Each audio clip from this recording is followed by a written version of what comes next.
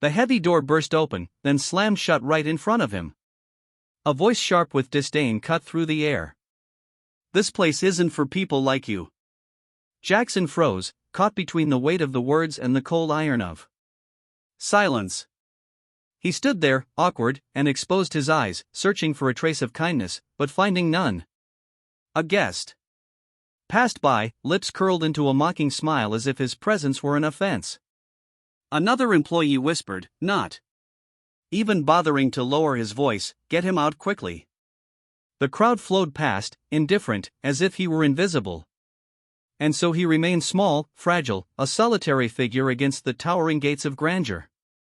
In that instant, the air thickened with injustice, and the listener's heart swelled with both anger and curiosity, desperate to know who this man really was. Jackson returned to the same door, but this time the image of him told another story. His shirt was faded, the color worn away by time and washing. It hung loose on his frame, almost too ordinary, too unremarkable for the grand entrance he was facing. In one hand he carried a golf club, its grip frayed the steel dull with years of use. The other hand clenched at his side, steady, determined.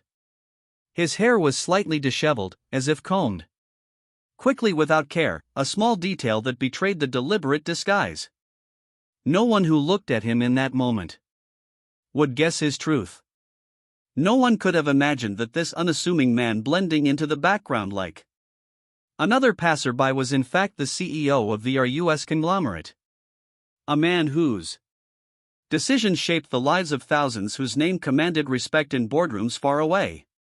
Yet here in this sanctuary of wealth and pretense he was stripped of recognition, left to stand as a stranger. That was the paradox. He carried into this place the powerful choosing to appear powerless. A man who could buy the building with a signature, now forced to see how people treated him without knowing his worth. It was not pride that brought him here, but suspicion.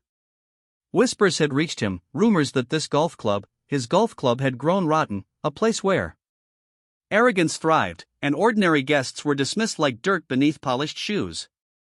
He had no intention of announcing who he was.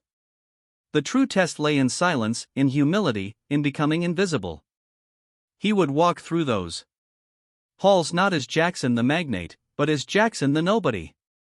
Each glance, each word, each act of service or refusal would reveal the truth he sought.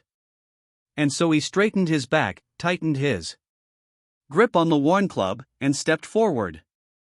The trial had begun, though only he knew it. The world inside the club was a different universe. Chandeliers glittered above like frozen stars, their crystals scattering light across red carpets that seemed too rich to be walked on. Every corner whispered of privileged polished brass-carved wood. Velvet-lined chairs where men in pressed suits leaned back with careless laughter. Their voices echoed with comfort, the kind that belongs to those who never question whether they belong. Waiters glided quickly from table to table, balancing glasses filled with deep red wine that shimmered as it caught the glow of the lights. Silver trays sparkled, carrying delicacies to people who hardly glanced at them before returning to their conversations. There. Laughter rose again, smooth and confident, wrapping the air in a sound that told Jackson exactly what this place thought of itself. Untouchable. Superior. And then there was him, his faded shirt, his old club, his slow steps. He moved differently, cautious, observant, while everyone else seemed to glide with ease.